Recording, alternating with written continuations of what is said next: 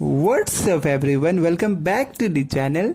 Today I have brought class 9th science first chapter, that is matter in our surroundings. Full explanation and textbook all question and answers. So without wasting our time, let's begin.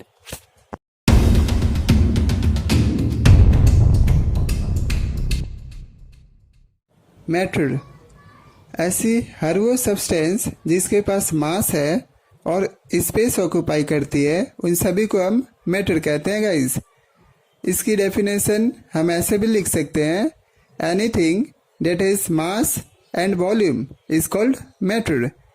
इस definition में to terms use किया गया है guys, एक तो मास और दूसरा volume. मास का ऐसा यूनिट केजी है, दैट इज किलोग्राम। आप याद रखिएगा, वेट का जो यूनिट है गाइस वो न्यूटन होता है, ये हम ग्रेविटेशन चैप्टर में पढ़ेंगे। तो मास का ऐसा यूनिट क्या हो गया गाइस, केजी।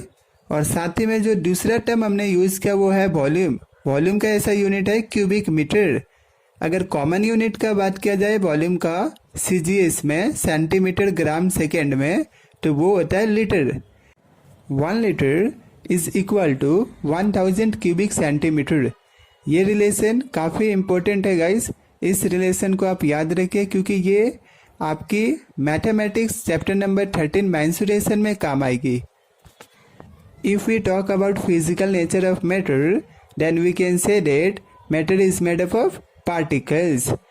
इसे प्रूव करने के लिए हमारे एनसीईआरटी टेक्स्ट बुक में कुछ एक्टिविटी दे रखा है गाइस, जहाँ पे कुछ शुगर या फिर सॉल्ट के क्रिस्टल्स को पानी में डाला जाता है और ये नोटिस किया जाता है कि ये जो शुगर या फिर सॉल्ट का क्रिस्टल्स डाला गया था वो थोड़े देर बाद डिसअपियर हो जाते हैं। और साथ ही में ये भी हम नोटिस करते हैं कि जो वाटर का लेवल था वो बिल्कुल भी राइज नहीं होता पहले से। तो इस केस में हमारे पास कंक्लूजन क्या निकल कर आता है कि जो मैटर है वो it is made up of particles. तो ये जो शुगर या फिर सॉल्ट के क्रिस्टल्स को डाला गया था वाटर में, वो कहाँ चले जाते हैं guys? The particles of sugar और salt get dissolved into the intermolecular spaces of particles of water. Okay guys, matter is made up of tiny particles. इसे प्रूव करने के लिए हमारे पास एक्टिविटी में ये दे रखा है, अगर हम पोटेशियम परमैंगनेट को वाटर में डिजॉल्व करें तो वाटर जो कि पहले कलरलेस थी वो बाद में पिंकिश कलर में चेंज हो जाएगी गाइस। ये ऐसा इसलिए होती है क्योंकि पोटेशियम परमैंगनेट की हर एक crystal millions of tiny particles में डिसोसिएट हो जाएगी, ब्रेकडाउन हो जाएगी और वो कलर जो है वाटर की वो चेंज कर देगी पिंक कलर में। Now let us discuss about the characteristics of particles of matter. Particles of matter have spaces between them. इसके लिए आप एग्जाम्पल ये लिख सकते हैं जो हमने पहले ही डिस्कस किया था, शुगर या सॉल्ट को जब हमने डिजॉल्व किया था वाटर में, तो हमने ये पाया था कि जो पार्टिकल्स है शुगर या सॉल्ट के वो डिजॉल्व हो गए थे between the intermolecular spaces of particles of water. Particles of matter are continuously moving, that means particles जो है मैटर के वो हमेशा हमेशा मोशन में रहते हैं गाइस, उनके पास हमेशा काइनेटिक एनर्जी रहती है। फॉर एग्जाम्पल, अगर हम इंसेंस स्टिक को बर्न करें कि रूम के किसी कॉर्नर में, तो हम क्या पाएंगे कि उसकी जो फ्रैगनेंस है पूरे रूम में स्प्रेड आउट हो जाएगी। इससे हम ये कह सकते हैं जो पार्टिकल्स है मैटर के वो हमेशा हमेशा मोशन में रहते हैं। Particles of matter attract each other. For example, अगर हम टेप वाटर को खोल दे, पानी को फ्लो होने दे और पानी के ठीक नीचे अगर हम अपने फिंगर को रखें तो हम ये पाएंगे कि जो पानी फ्लो के आ रही थी टेप वाटर से, हमारे फिंगर को टच करने के बाद वो स्प्लिट होके 2 पार्ट्स में फ्लो ना होके वो सिर्फ और सिर्फ एक ही पार्ट्स में फ्लो होगी, वापस से कॉम्बाइन होके। इससे हम ये कह सकते हैं that particles of matter attract each other. Now let's move to our textbook question and answers guys. Here it has been asked that which of the following are matter. So have you remembered guys that matter must have mass and occupy space? So love, hate, smell, thought, cold, these are not matter, rest all are matter. Why these things are not matter? Because love is a feeling. Thought, idea, cold, diseases, these things cannot be matter. Why? Because simply neither they are having mass nor they are occupying any space. दूसरी question हमारे पास ये है guys कि जो hot sizzling food की smell है वो हमें सेवरल मीटर अवे पे भी पता चल जाती है, जबकि कोल्ड फूड की स्मेल हमें पता नहीं चल पाती है। ऐसा इसलिए गाइस क्योंकि जब टेम्परेचर बढ़ता है ना तो काइनेटिक एनर्जी भी पार्टिकल्स की बढ़ जाती है, जिसके वजह से जो पार्टिकल्स है वो दूसरे पार्टिकल्स के साथ इंटरमिक्स हो जाते हैं, जिसे हम डिफ्यूजन कहते हैं। और इसीलिए हॉट सिजलिंग फूड की जो स्मेल है सेवरल मीटर अवे तक रीचेस कर पाती है, जबकि कोल्ड फूड की नहीं कर पाती। क्वेश्चन नंबर 3 में यह है कि जो डाइवर होते हैं वो आसानी से स्विमिंग पूल में स्विमिंग कर लेते हैं। ये कौन सा प्रॉपर्टी मैटर का दर्शा रहा है? तो ये जो है ना गाइस, मैटर का ये प्रॉपर्टी दर्शा रहा है कि उनके पार्टिकल्स के बीच में स्पेसेस होता है। क्वेश्चन नंबर 4 में हमें कैरेक्टरिस्टिक्स पूछा गया है मैटर का।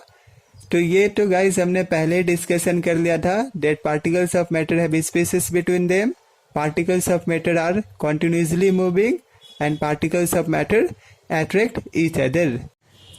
States of matter, matter exist in 5 different forms, that is solid, liquid, gas, plasma and then Bose-Einstein condensate। Okay guys, plasma जो है गाइस ये 4th स्टेट ऑफ मैटर है और बोस-आइंस्टाइन कंडेंसेट जो है ये 5th स्टेट ऑफ मैटर है।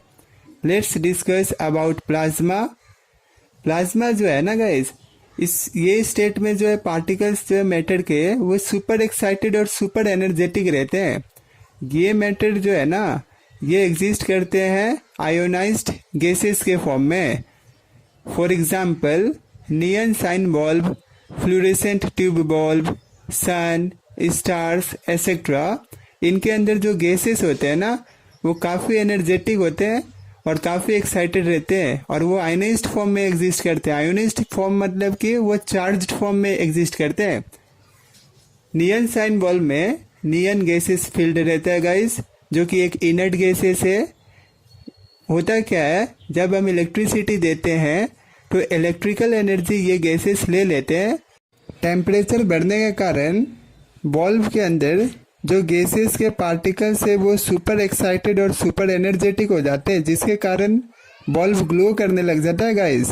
Similarly हमारे सन में, स्टार्स में हाइड्रोजन हीलियम गैसेस पाए जाते हैं और वहाँ पे एक रिएक्शन होता है guys, that is nuclear fusion, जिसके कारण काफ़ी टेम्परेचर हाई हो जाता है और वो ग्लो करते हैं। 5th state of matter is BEC, that is Bose-Einstein condensate. It was discovered by Satyendra Nath Bose and Albert Einstein. ये जो स्टेट है मैटर की ये ठीक उल्टा है 4th state of matter that is plasma की।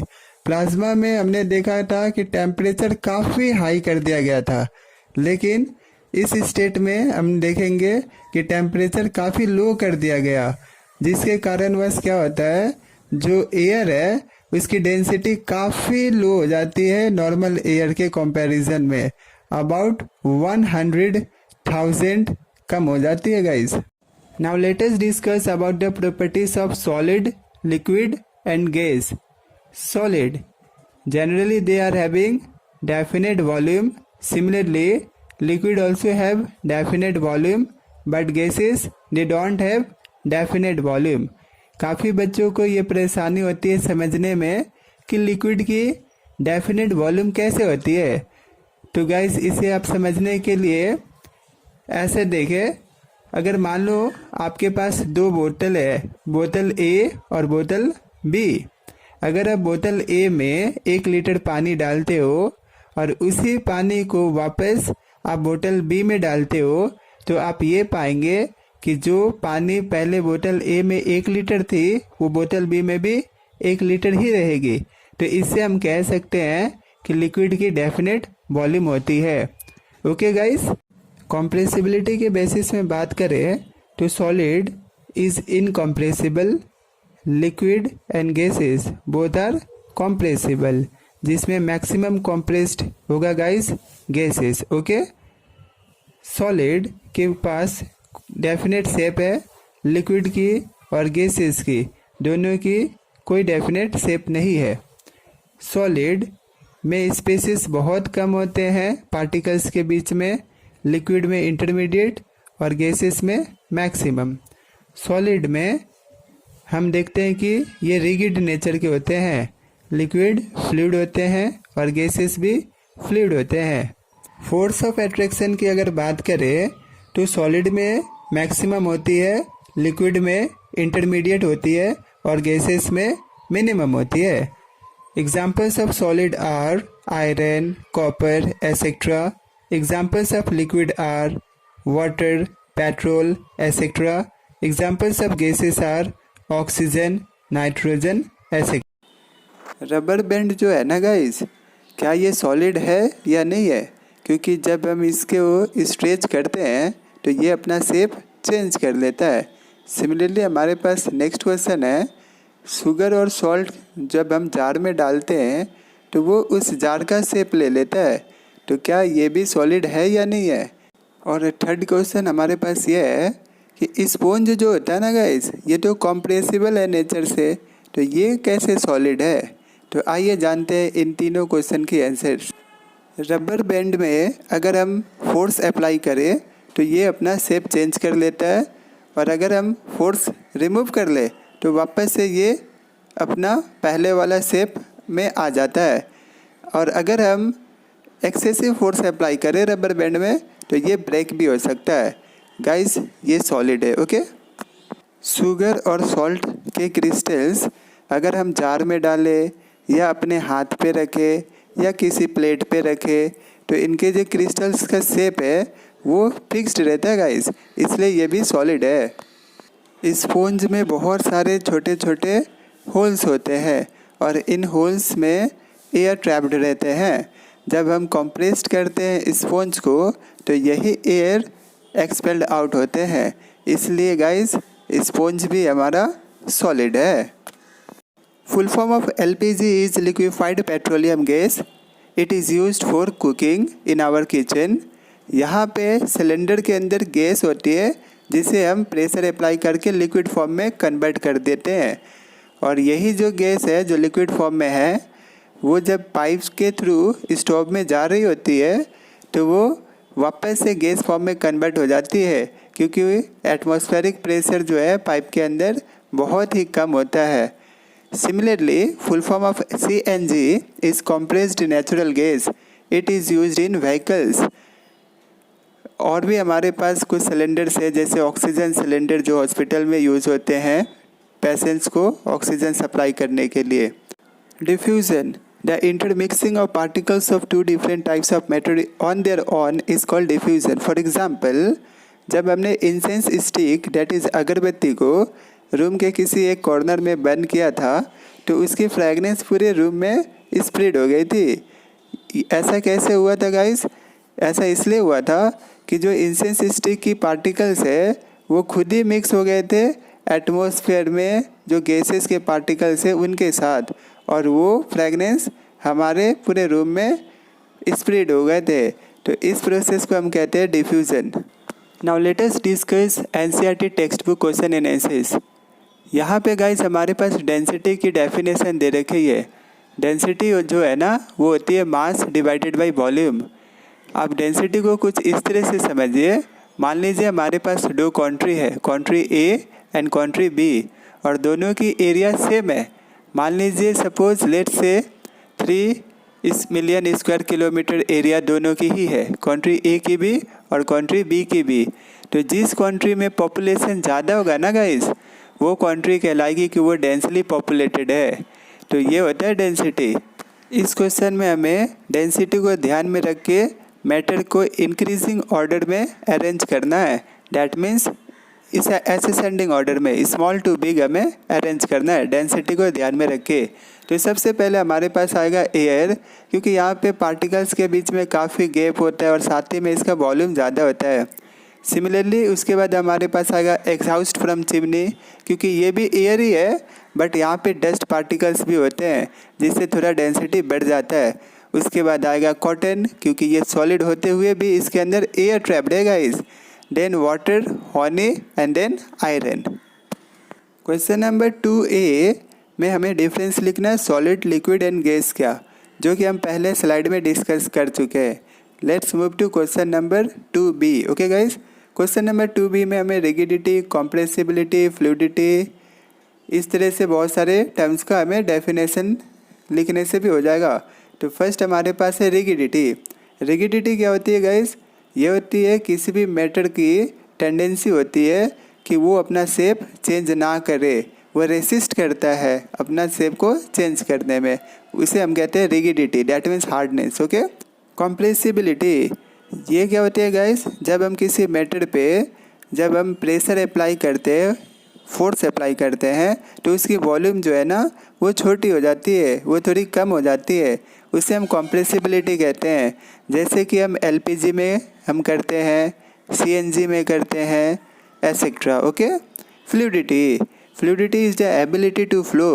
फ्लूइडिटी में गैस और लिक्विड दोनों ही आ जाती है। Okay guys. By filling a gas container, इसका मतलब ये है गाइस कि जो गैस है ना वो पूरे कंटेनर का शेप को ले लेता है जिसके अंदर वो रहता है। शेप का मतलब होता है बाउंड्री, मैटर की जो बाउंड्री होती है ना उसे हम शेप कहते हैं। जैसे सॉलिड की खुद की शेप होती है, डेफिनेट शेप होती है। ओके।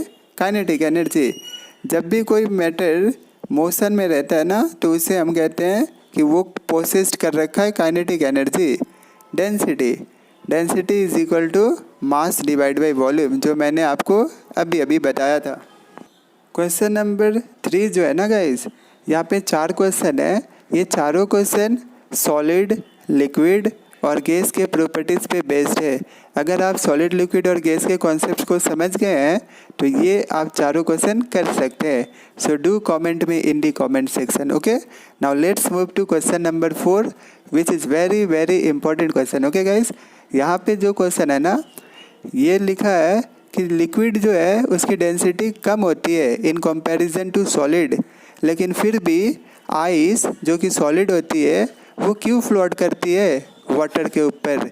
ऐसा इसलिए होता है, आइस जो कि सॉलिड है, सॉलिड होने के भी इसके अंदर का जो पार्टिकल्स है उनके बीच में काफ़ी स्पेसेस होते हैं in comparison to the particles of water, जिसके कारण क्या होता है आइस का वॉल्यूम जो है वो ग्रेटर हो जाता है इन comparison to water.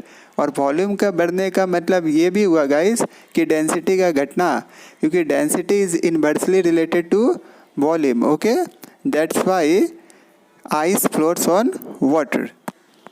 Evaporation, the phenomenon of change of a liquid into vapor at any temperature below its boiling point। Guys यहाँ पे क्या होता है, जो लिक्विड जो है ना वो वाटर वेपर में चेंज हो जाता है। जब 100 डिग्री सेल्सियस पे टेम्परेचर नहीं भी होता है फिर भी वो चेंज हो जाता है। इस फेनोमेनन को हम एवापोरेशन कहते हैं। एक्चुअली यहाँ पे होता क्या है, particles from the surface gain enough energy to overcome the forces of attraction present in a liquid and change into vapor state। Factors affecting evaporation, evaporation को ना 4 फैक्टर्स अफेक्ट करते हैं। पहली हो गई सरफेस एरिया, अगर सरफेस एरिया बढ़ेगी ना तो एवापोरेशन भी ज़्यादा स्पीड से होगा गाइज। सेकेंड है हमारे पास टेम्परेचर, अगर हम टेम्परेचर को इंक्रीज़ कर दे तो एवापोरेशन भी फास्ट हो जाएगा। थर्ड है ह्यूमिडिटी, ह्यूमिडिटी क्या होती है guys, it is the amount of water vapour present in air. तो जब ह्यूमिडिटी घटेगी ना गाइज तब एवापोरेशन बढ़ जाएगी। Wind speed, evaporation is directly proportional with the rate of wind speed. अगर रेट ऑफ विंड स्पीड को अगर हम बढ़ा दें तो हमारी रेट ऑफ एवापोरेशन भी बढ़ जाएगी। फॉर एग्ज़ाम्पल, मान लो कि बाहर में रेनी टाइम है, बारिश हो रही है जिससे कपड़े नहीं सूख पा रहे हैं, तो अगर हम कपड़े को रूम के अंदर रख दे और अपने फैन को इंक्रीज कर दे तो इससे क्या होगा गाइस, जब विंड की स्पीड बढ़ेगी फैन की वजह से तो हमारे कपड़े आसानी से सूख जाएंगे। Matter can change its state either by changing temperature और by changing pressure. Melting point हमें पता है गाइस, आइस की मेल्टिंग पॉइंट होती है 0 डिग्री सेल्सियस या फिर इसे हम बोल सकते हैं 273 kelvin. Fusion, the process of melting that is change of solid into liquid state. जो पिघलने का प्रोसेस है उसे ही हम फ्यूज़न कहते हैं। जब सॉलिड लिक्विड में कन्वर्ट होता है तो उसे फ्यूज़न कहा जाता है गाइस।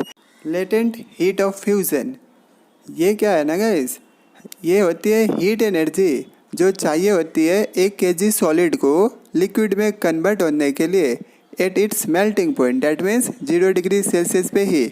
यहाँ पे टेम्परेचर चेंज नहीं होगी गाइस, उसे हम कहते हैं latent heat of fusion.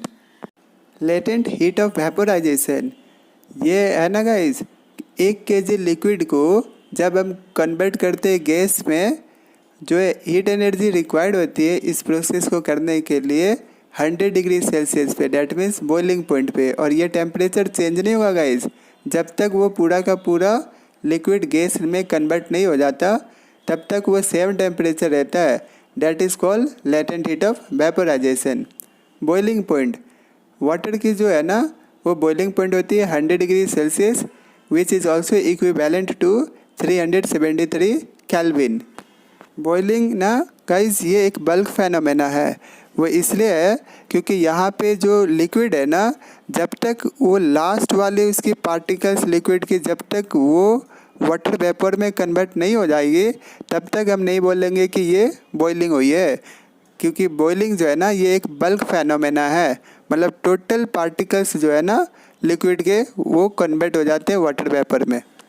Deposition, इसमें क्या होता है ना गाइस, जो मैटर होती है वो डायरेक्टली गैसियस स्टेट से सॉलिड स्टेट में कन्वर्ट हो जाती है without going through the liquid state. Sublimation is just opposite of deposition.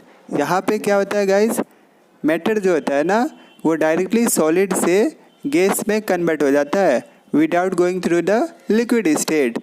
मैंने यहाँ पे ढेर सारा एग्जांपल्स लिख रखा है सब्लिमेशन का। फॉर एग्जांपल कैम्फर, जो कपूर होती है ना गाइस जो पूजा में यूज़ करते हैं, वो डायरेक्टली सॉलिड से गैस में कन्वर्ट हो जाती है। सिमिलरली नैफ्थेलिन, जो कपड़े में हम यूज़ करते हैं नैफ्थेलिन बॉल्स।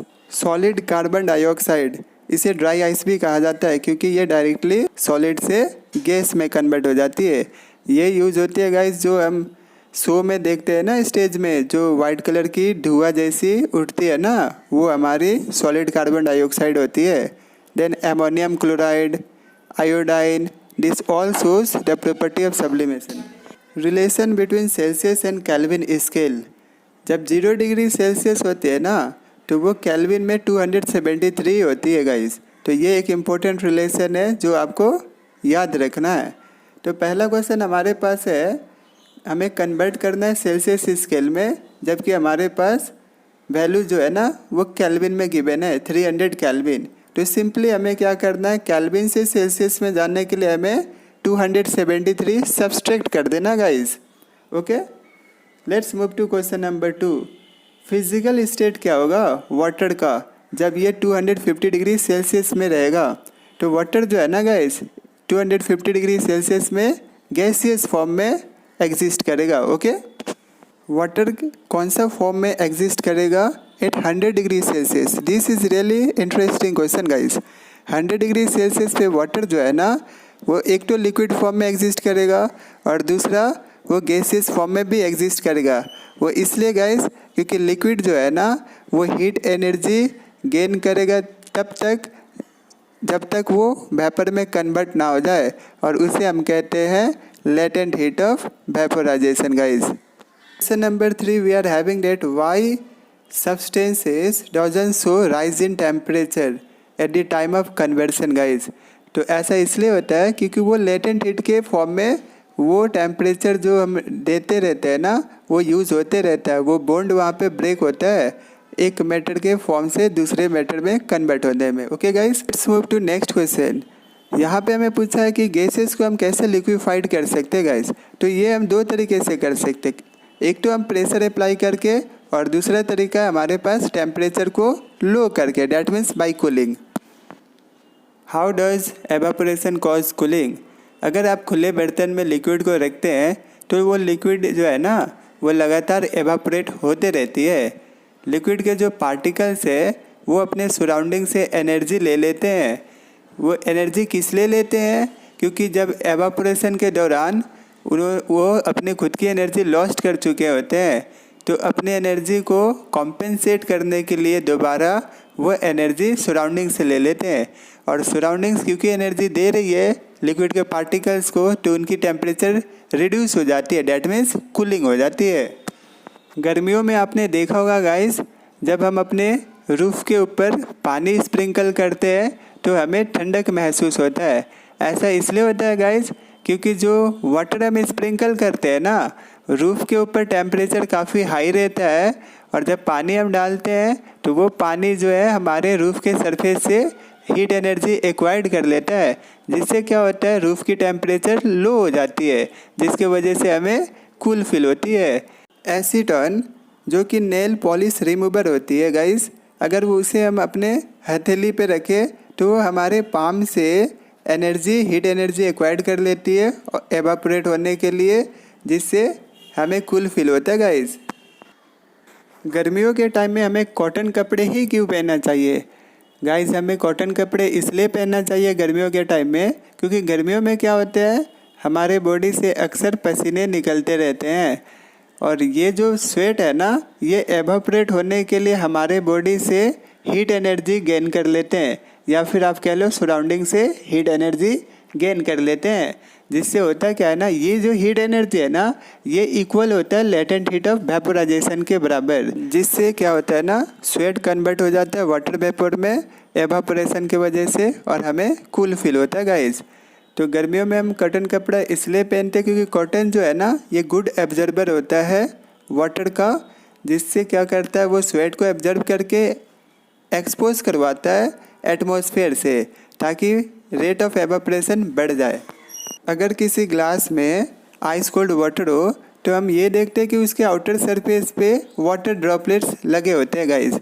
ये ऐसा इसलिए होते हैं क्योंकि जो आइस कोल्ड वाटर अगर किसी ग्लास में रहेंगे ना तो उसके सराउंडिंग्स में जो वाटर वेपर पहले से मौजूद रहते हैं वो जब उसके कांटेक्ट में आएंगे तो वो अपना एनर्जी लूज़ कर देते हैं। इसके कारण वाटर वेपर से वो वाटर में कन्वर्ट हो जाते हैं गाइस।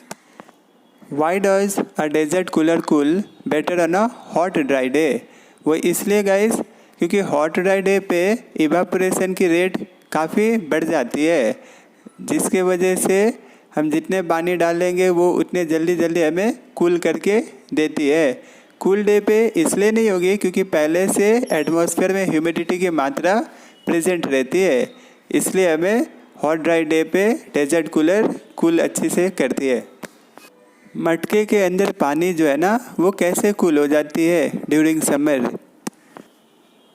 जब लिक्विड एवापोरेट्स करते हैं ना गाइस तो इसके जो पार्टिकल्स है वो एनर्जी एब्जॉर्ब कर लेते हैं कंटेनर से, क्योंकि इन्होंने जब एवापोरेशन के दौरान जो एनर्जी अपनी लॉस्ट की थी उसको रीगेन करने के लिए कंटेनर से ये एनर्जी एब्जॉर्ब कर लेते हैं, जिसकी वजह से रिमेनिंग वाटर कूल हो जाती है। मटके में क्या होता है ना गाइस, बहुत सारे छोटे छोटे टाइनी पोर्स होते हैं जहाँ से एवापोरेट होते रहती है, और this evaporation makes the remaining water cool. Question number 3 we have already discussed, so let's move to next question.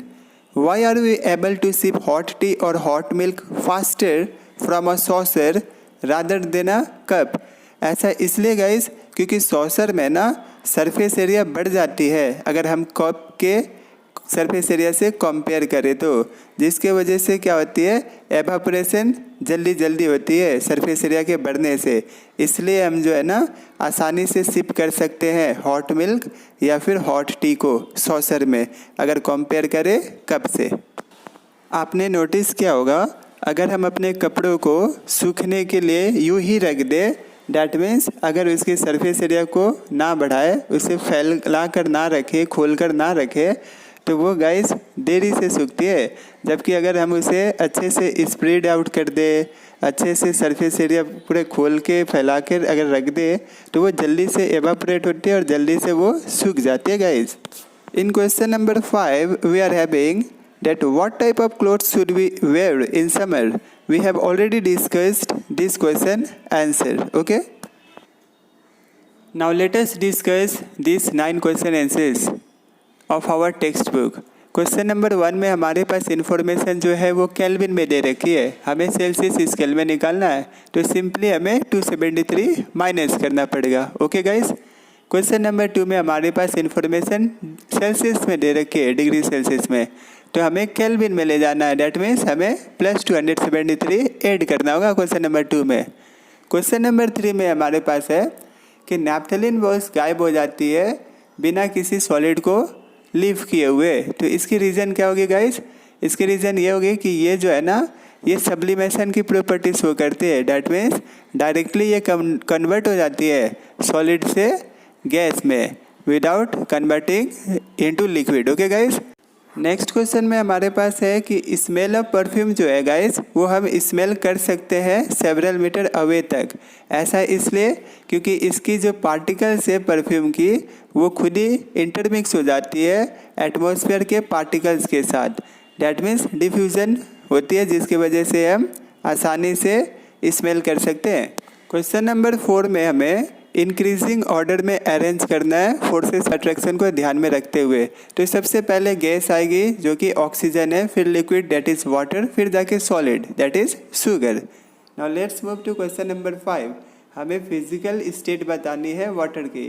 तो 25 डिग्री सेल्सियस पे वाटर जो है वो लिक्विड फॉर्म में रहेगी।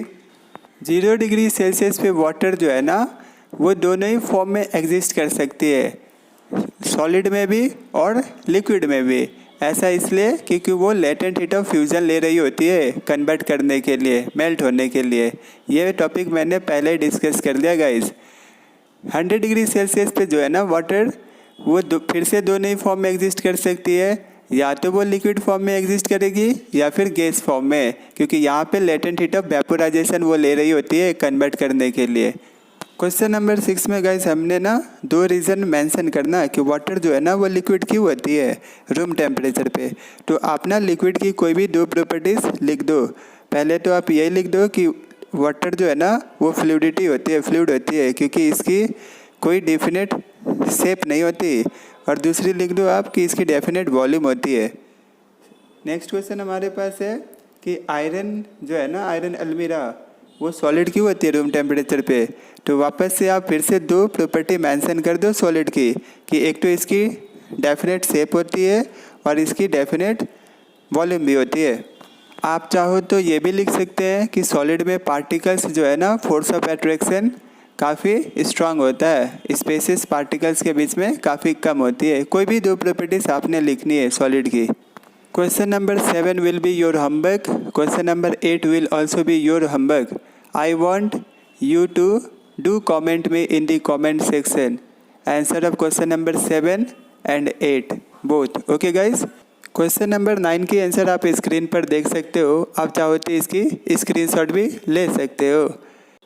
I hope I have explained this chapter in a very easy way. Thank you for watching my video.